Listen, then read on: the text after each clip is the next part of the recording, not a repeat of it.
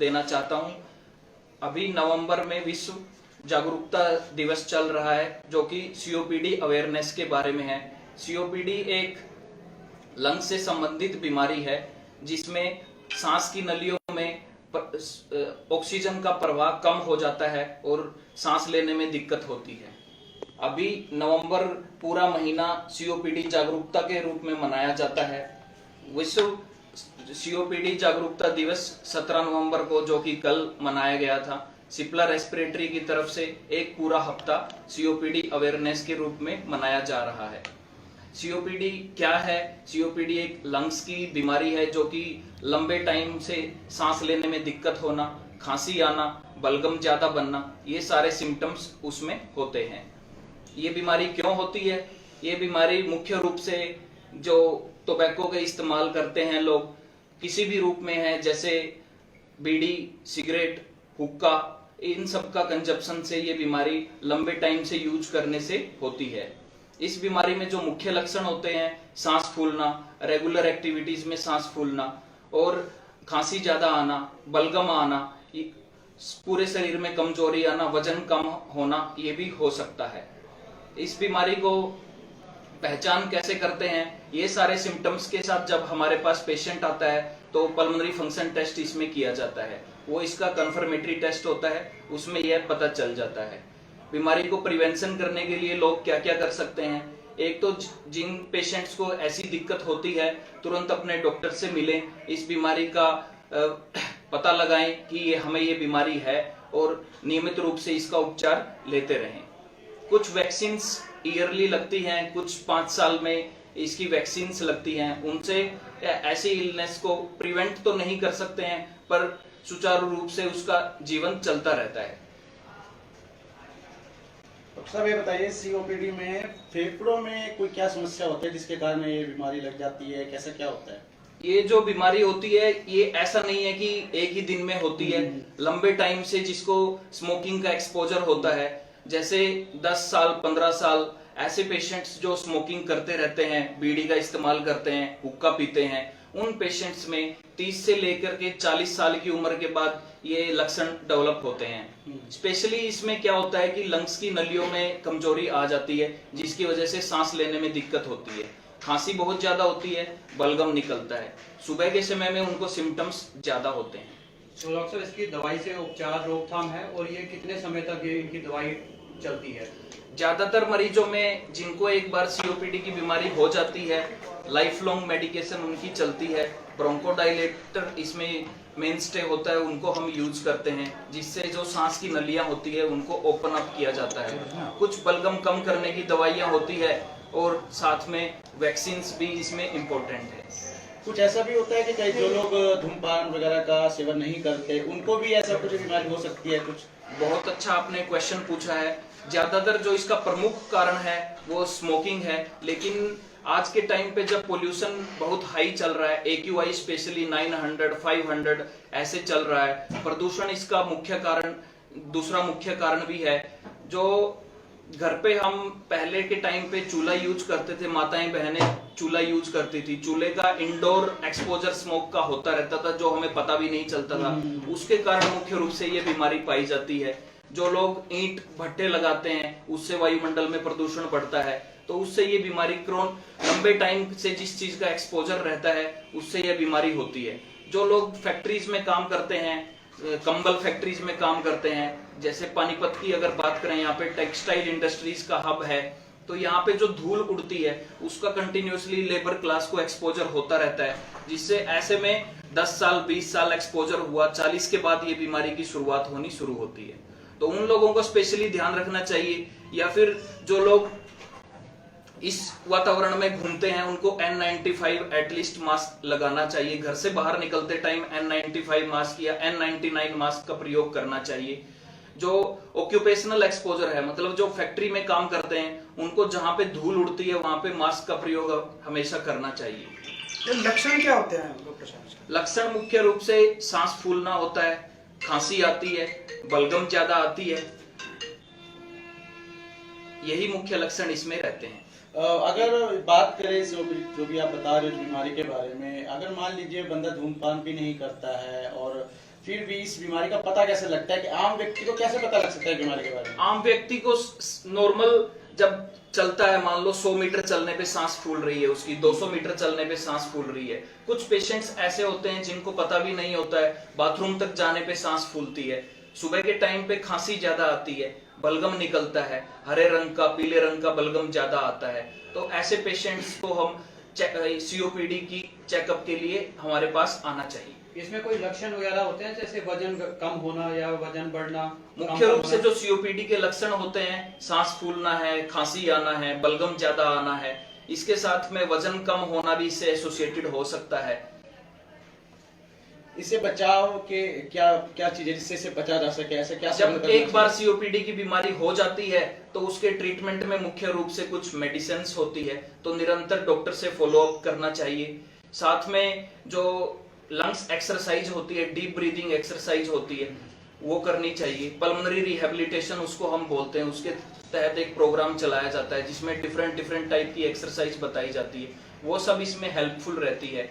Smoking को पूर्णतः बंद करना होता है, और जो ऑक्यूपेशनल एक्सपोजर होती है उसको पूर्ण रूप से बंद होता है, जैसे चूल्हे का इस्तेमाल है या फिर किसी को इंडस्ट्रियल डस्ट फ्यूम्स का एक्सपोजर है वो बंद करना होता है, उससे इसका प्रिवेंशन रहेगा। साथ साथ में जो वैक्सीन्स होती हैं, ईयरली फ्लू वैक्सीन्स होती हैं, सीओपीडी के लिए न्यूमोकोकल वैक्सीन्स होती है, इन सब वैक्सीन से एक सीओपीडी पेशेंट्स को निमोनिया होने का खतरा कम हो जाता है दूसरे मरीजों की अपेक्षा। और ये जो अस्थमा के पंप वगैरह जो लेते हैं डॉक्टर साहब, इसमें सीओपीडी का कितना रोल है और क्या ये बीमारी जानलेवा है, इसका बचाव भी है? अस्थमा में जो इनहेलर्स यूज होते हैं, वो सीओपीडी में जो इनहेलर्स होते हैं वो डिफरेंट इनहेलर्स होते हैं। एक ही इनहेलर दोनों बीमारियों में यूज नहीं कर सकते हैं, उनमें मेडिकेशन दूसरी अलग टाइप की रहती है, वो इनहेलर हमें रेगुलर यूज करने चाहिए। कुछ बातें मैं ऐसे शेयर करना चाहता हूं आपसे, क्योंकि आम जन में ये धारणा रहती है कि इनहेलर की हमें आदत पड़ जाएगी, इनहेलर एक बार अगर हमने इस्तेमाल करना शुरू कर दिया उसको एक सोशल स्टिग्मा की तरह माना जाता है। तो उसके लिए कुछ बातें हैं, अवेयरनेस के लिए हम पेशेंट्स को बताते हैं। तो आपके माध्यम से लोगों को मैं बताना चाहता हूं कि जो हम टैबलेट लेते हैं, जैसे बीपी की टैबलेट होती है, शुगर की टैबलेट होती है, वो लाइफ लॉन्ग चलती रहती है। जब एक टैबलेट हम खाते हैं वो हमारे पेट में जाती है, फिर हमारे खून में जाती है, उसके बाद वो अलग अलग जगह पे असर करती है जहां पे उसको काम करना होता है। उसी तरह से जो लंग्स की बीमारियां होती है, सांस की बीमारियां होती है, उनमें जो इनहेलर्स हम यूज करते हैं वो हमारे लंग्स में ही जाते हैं, वहीं पे उसको काम करना होता है। तो जो एक्स्ट्रा साइड इफेक्ट होते हैं, जैसे मेडिसिन का जो साइड इफेक्ट होता है, मान लो उसको हार्ट में जाके काम करना हो, तो डिफरेंट बॉडी पार्ट्स में जो मेडिसिन जाएगी उसके साइड इफेक्ट बहुत ज्यादा होंगे कंपेरेटिव टू इनहेलर्स। इनहेलर सिर्फ लंग्स में जाता है, वहीं पे इसको काम करना होता है, तो इसके जो एक्स्ट्रा लंग्स के एक्स्ट्रा दूसरे ऑर्गन्स में जो साइड इफेक्ट होते हैं वो बहुत ही कम होते हैं, तो ये पूर्णतः सेफ होता है। दूसरा, इसमें जो दवाई की मात्रा होती है वो टैबलेट की अपेक्षा 1000 गुना 100 गुना कम होती है, तो ये बिल्कुल सेफ होता है, इसको यूज करना चाहिए। पानीपत की जनता आपको लाइव देख रही है, तो क्या अपील करना चाहेंगे? पानीपत की जनता को स्पेशली मैं अपील करना चाहता हूं कि जिन लोगों को इस तरह के लक्षण है, ज्यादातर ये बीमारियां 35 से 40 उम्र के बाद स्टार्ट होती है, तो ऐसे लोग अपने आप को जांचे, जागरूक हों इस बारे में। अब जो युवा मुझे देख रहे हैं उनसे ये अपील है कि धूम्रपान बिल्कुल त्याग दें। ऑलरेडी वायुमंडल में इतना प्रदूषण है कि आपको सिगरेट पीने की जरूरत ही नहीं है, तो उससे बचने के लिए N95 N99 मास्क का प्रयोग करें जब भी घर से बाहर निकले। स्पेशली जो बच्चे और बूढ़े हैं उनपे लंग्स की बीमारियों का प्रकोप ज्यादा होता है, खास करके इस वातावरण में। वो घर से बाहर ना निकले अगर संभव हो तो। और दूसरा, अगर घर से बाहर जाना हो तो धूप निकलने के बाद, क्योंकि PM2.5 PM10 जो पार्टिकल्स है धूप निकलने के बाद वो सेटल हो जाते हैं, उसके बाद आप घर से बाहर जा सकते हैं। फिलहाल अभी के लिए आपके हॉस्पिटल में सीओपीडी का कोई पेशेंट है? सीओपीडी के बहुत पेशेंट है, अभी एडमिटेड है सीओपीडी के पेशेंट। उनका अभी पिछले दिवाली के 15 दिन पहले से स्टार्ट हुआ था ये जो सारा एनवायरनमेंट होता है। सीओपीडी पेशेंट्स के लिए ड्रास्टिक बड़ा ही मतलब दुखदाई होता है ये पीरियड, जो पोल्यूशन जिसमें हाई होता है। ऐसे में हमारे ओपीडी में नंबर ऑफ पेशेंट्स बढ़ जाते हैं। जो सांस के पेशेंट होते हैं, सीओपीडी के पेशेंट स्पेशली होते हैं, निमोनिया के साथ एडमिट होते हैं, सांस की तकलीफ उनमें बढ़ जाती है। जो दवाइयां निरंतर पूरे साल चल रही होती हैं, अभी इस टाइम पे उनकी दवाइयां डबल ट्रिपल करनी पड़ती हैं। स्टीरॉइड्स की टैबलेट्स उनको देनी पड़ती है कंट्रोल करने के लिए, तब जाके उनकी सांस की तकलीफ कुछ कम होती है। डॉक्टर साहब भी आपने कहा कि ये प्रॉब्लम जो है 30 से 40 एज के बाद की ही स्टार्टिंग होती है, तो क्या हॉस्पिटल संस्था 30 से पहले वाले युवा वर्गों के लिए कोई ऐसा अवेयरनेस कैंप लगाएगी कि जिससे ये आने वाली बीमारी से ही बचा जा सके? बीमारी के बाद तो बचाव के लिए आदमी ढूंढता है, बीमारी ना लगे उससे पहले कोई अवेयरनेस कैंप लगाएगी या ऐसे कॉन्फ्रेंस चलते रहेंगे? स्पेशली हमने देखा है कुछ ऐसे पेशेंट्स होते हैं जो यंग एज में, जैसे बच्चों में जो अस्थमा की दिक्कत होती है, अगर शुरू में उसका ट्रीटमेंट नहीं लिया जाए तो बाद में वो एक परमानेंट डिजीज की तरह बिहेव करती है, जो कि सीओपीडी पेशेंट्स की तरह बिहेव करती है। मेरा सवाल था कि आपने कहा ये बीमारी 30 से 40 के बाद लगती है, तो क्या 30 से पहले वाले युवाओं को अवेयरनेस के लिए वो कैंप लगाए जाएंगे? जैसे आपने पहले आपने कैंप लगाया था, उसमें कितने मरीज थे और आगे आपका कोई कैंप जिसमें निशुल्क आप अवेयरनेस कैंप कह रहे हो? अवेयरनेस कैंप लगा रहे हो? जी जी, हमने कैंप के माध्यम से शुरुआत कर दी है। अभी पिछले दिनों में एक कैंप ऑर्गेनाइज किया गया था जिसमें स्पेशली लोगों को हिदायत दी गई थी कि स्मोकिंग को बिल्कुल छोड़ दें, वो उनकी सेहत के लिए हानिकारक है।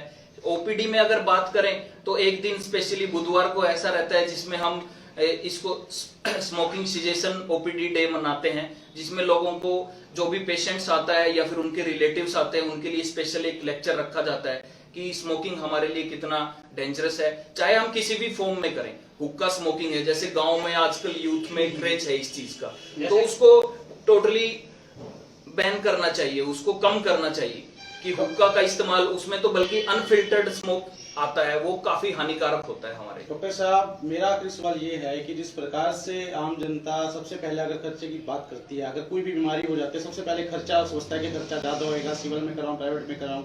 एक आम व्यक्ति अगर ऐसी बीमारी उसको हो जाती है तो उसमें क्या मिनिमम मैक्सिमम खर्चा आता है एक आम बंदे के लिए? सबसे महत्वपूर्ण बात वो होती है।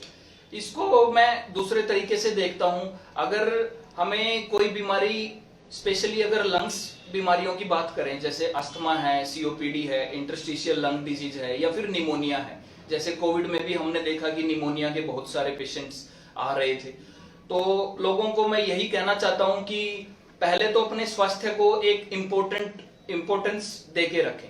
अपने स्वास्थ्य के लिए भी अलग से, जैसे हम बजट घर का कुछ प्लान करते हैं, तो स्वास्थ्य के लिए अलग से एक बजट प्लान करके रखें।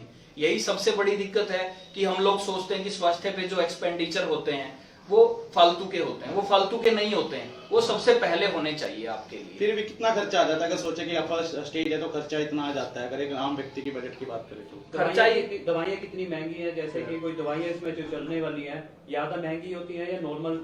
जो सांस के लिए मेडिसिन होती है वो बहुत ज्यादा महंगी नहीं होती है, फिर भी अगर उसकी स्टेजिंग डिपेंड करती है, सपोज किसी को निमोनिया हो जाता है, वेंटिलेटर तक की जरूरत उसको पड़ती है, तब कॉस्ट इसमें बढ़ जाती है। आप अभी कोई स्कूल में इस तरह का कोई जागरूकता कैंप चला रहे हैं? अभी हमने प्लान किया है कि कुछ स्कूल्स में हम चाहते हैं अवेयरनेस कैंप लगाना, या फिर उनको पीपीटी के माध्यम से बच्चों को समझाया जाए कि बच्चों में जो अस्थमा की दिक्कत है वो पहले अगर हम डायग्नोज कर पाते हैं, पहले उनका ध्यान रख पाते हैं, तो ओल्ड एज में जाके ये सारी दिक्कतें नहीं होगी। सीओपीडी को हम प्रिवेंट कर सकते हैं, उसके नंबर ऑफ केसेस कम कर सकते हैं। जैसे अभी अगर हम इंसिडेंस की बात करें, इसके प्रभाव की बात करें, तो जो वर्ल्ड में main leading cause of death है, third leading cause of death COPD है, जिसके बारे में किसी को नहीं पता है। स्पेशली अगर हम हरियाणा में बात करें या फिर इंडिया में बात करें, लोगों को नहीं पता है सीओपीडी के बारे में कि ये इतनी डेंजरस बीमारी है। कैंसर के बारे में सबको पता है, दिल की बीमारियों के बारे में सबको पता है, सीओपीडी जो कि एक लंग्स की बीमारी है इसके बारे में नहीं पता है। ये तीसरा मुख्य कारण है जो कि लोग मरते हैं। ठीक है, अपना नाम और? मेरा नाम डॉक्टर भवानी शंकर है, मैं चेस्ट स्पेशलिस्ट या पल्मोनोलॉजिस्ट हूं, जो कि लंग्स की बीमारियों को स्पेशली देखता हूं, और जो गहन रोग होते हैं जैसे निमोनिया के पेशेंट होते हैं, वेंटिलेटर पे जो पेशेंट्स होते हैं, स्पेशली ऐसे पेशेंट्स को मैं डील करता हूं। ठीक है।